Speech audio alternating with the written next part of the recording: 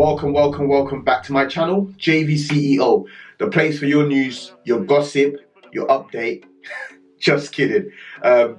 Today's topic is centered around driving for free. How do you generate income from your actual cars? Especially for those of you that live in London, or for those of you that live in other major cities, maybe Birmingham, Manchester. How do you generate money from your car? And there's been other things online around, buying, financing your vehicle with low interest rates, so that by the time you work it out, you're only really paying the true value of the car and not the additional interest rate.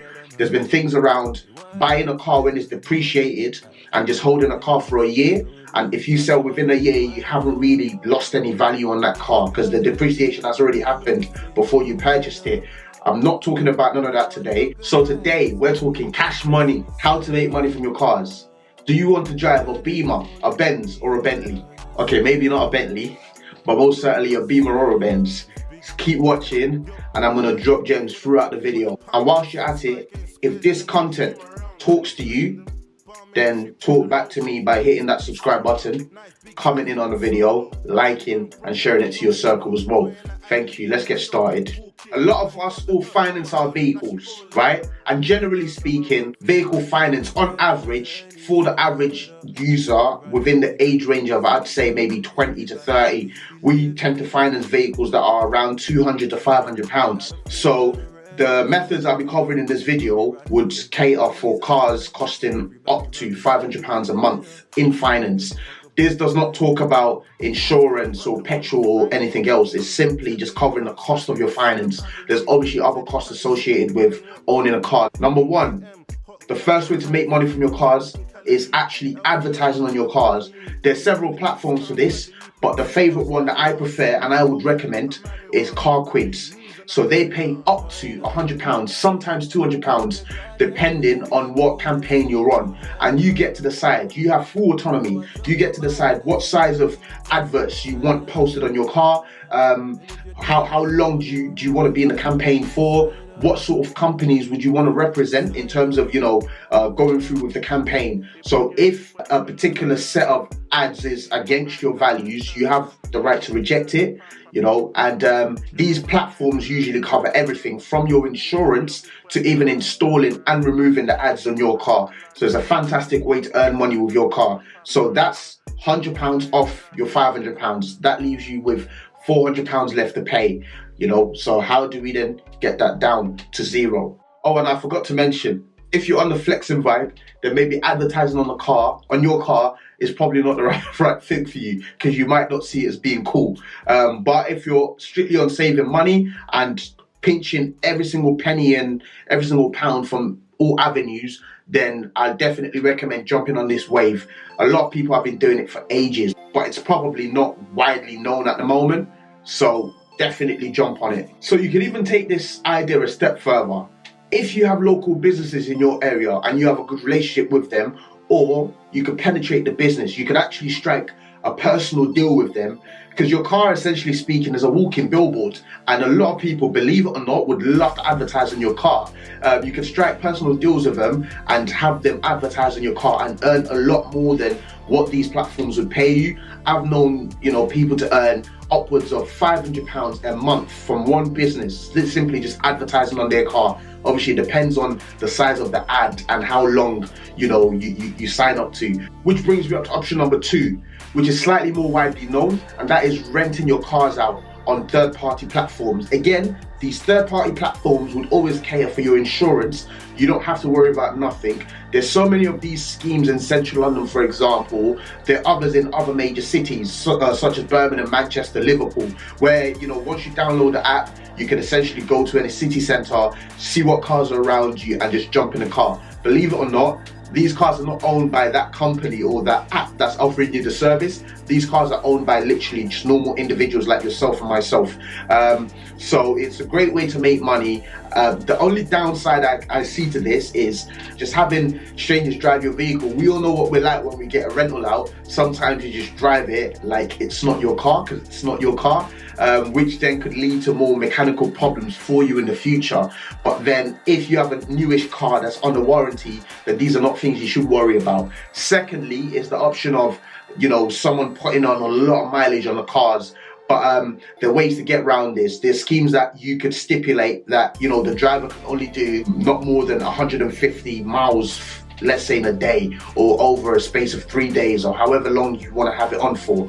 But a great way to make money. Some of these platforms pay up to £200, £300 a month. Now think about it. If you work in central London and you work in an area that you can easily commute to work using the train Monday to Friday, what makes you... Oi,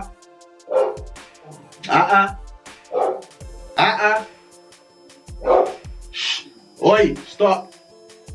So now, if you work in central London in an area where you could commute to work via train, Monday to Friday, that Monday to Friday, rather than your car sitting at home collecting dust, you could make money from it and then drive it on the weekend. Not to mention that your finance will be paid from that Monday to Friday, but you'll probably have some change left over to pay for your insurance, to cater for your petrol whilst you're driving it on the weekend. So it's a fantastic scheme. And for those of you that are worried about the insurance ramifications of renting out your car, you don't need to worry about that. Reason being, when you rent out these cars on these third-party platforms, they provide the insurance. So if anything happens, it doesn't actually affect the personal owner of the car. Whoever's rented out the car is insured to drive the car on the third-party platform's insurance, and then they cater for it. They sort it all out, and it doesn't affect your no claims bonus. It doesn't affect your insurance price. None of that gets affected. Finally, a little trick for you guys if you choose to go into this scheme. Generally speaking, cars that are more widely requested, such as Golfs and Fords, tend to pay more than luxury cars. So an example being, you might have a Range Rover Evoque, and you'd probably only make around £300 to £350 a month from renting your car out on this platform. Whereas if you had a Golf or a Ford or like an Astra, you probably would make upwards of like £600, £650, because it's just more widely requested. So now put it into perspective. If you're making on average £200 to £300 from this scheme, minus that from the remaining £400 that you've got left on your finance, that now leaves you with £100 to pay on your finance, which brings me on to point number 3, carpool.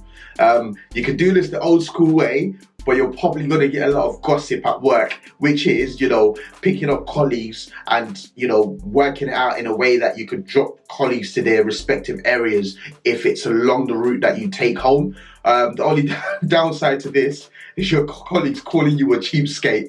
But if you want to fast forward and join the 21st century, then your best bet, again, is third-party apps where you can advertise your trips. So an example being, if you've got a weekend going from London to Birmingham, you can advertise a trip, charge maybe £15, or let's say you're going from Birmingham to Manchester, you can advertise a trip, charge £30, and just have someone come along on a trip with you, and you just drop them off to their destination, bearing in mind that you're not going out of your way to do this, because this is along the route that, you know, that you're meant to be going on. So it's a great way to make extra money from your car. The only downside is you're fighting over the aux lead and who's going to play music, and you're driving around the country with strangers and you just don't know what's going to happen to you. I'm just kidding. Obviously, the third-party apps perform rigorous security checks to everyone and for everyone using the app, just to make sure that if you're a driver and you advertise a trip, that you are safe after all.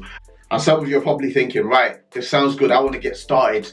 So you can check out sites like blablacars.co.uk, Live Shares, and Go Car Shares as well, which brings me on to my third point. Do you live in an area with parking restrictions, parking issues? Perhaps with the ULEZ charge coming, you know, people might find more of a use to park in your area rather than going into the ULEZ restriction area. Perhaps congestion charge, you live just outside a congestion charge area. Do you know that you could utilize your parking space? Perhaps you have, you know, a driveway or a parking permit. You can utilize this and make money from it, which then links back to the other points that I made beforehand, which is if your car is already out on rent and, you know, you have that free space in front of your house, around your house, that belongs to you, you can literally sign up to, again, third-party apps and advertise the space and just have other people park there for some money. Obviously, these apps might take a fee of 2% on every sale you make, or perhaps just charge you like an annual registration fee. But regardless, it's a scheme that you can make profits from, and that profit you could reinvest it back into paying off the finance on your car. And the honest truth is, with all these things that I've mentioned, if you actually put it all together and use it strategically and use it well, you could get to a place where you're not only affording to pay off all the finance on the vehicle, you can actually afford to pay off your vehicle early, or perhaps afford to pay off your insurance, or perhaps afford to even pay for some, or subsidize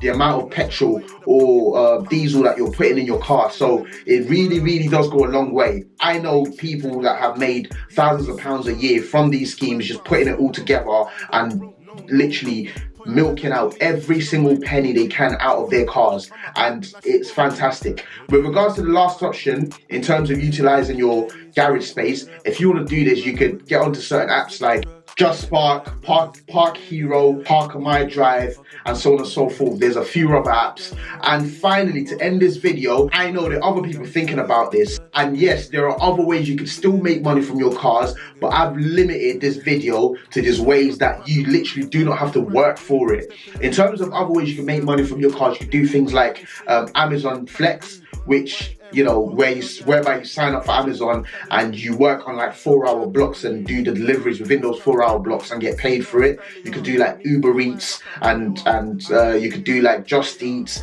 You could sign up to apps that deliver fresh fruits, for example, and these are all ways you can make money from your car. But then the downside is you're exchanging your time for your money, whereas in all these other examples or all these other schemes that I've explained in the video, you don't have to exchange your time for your money. You literally exchange your car for your money, and that's the big difference. So I hope you've enjoyed this video. I've enjoyed making this video too. I'm actually enjoying this YouTube journey. If you love my videos, if you love my channel, then just follow the journey, subscribe. I've got a lot more interesting contents coming. We're just gradually warming up and getting into it. See you next Sunday at 6 p.m.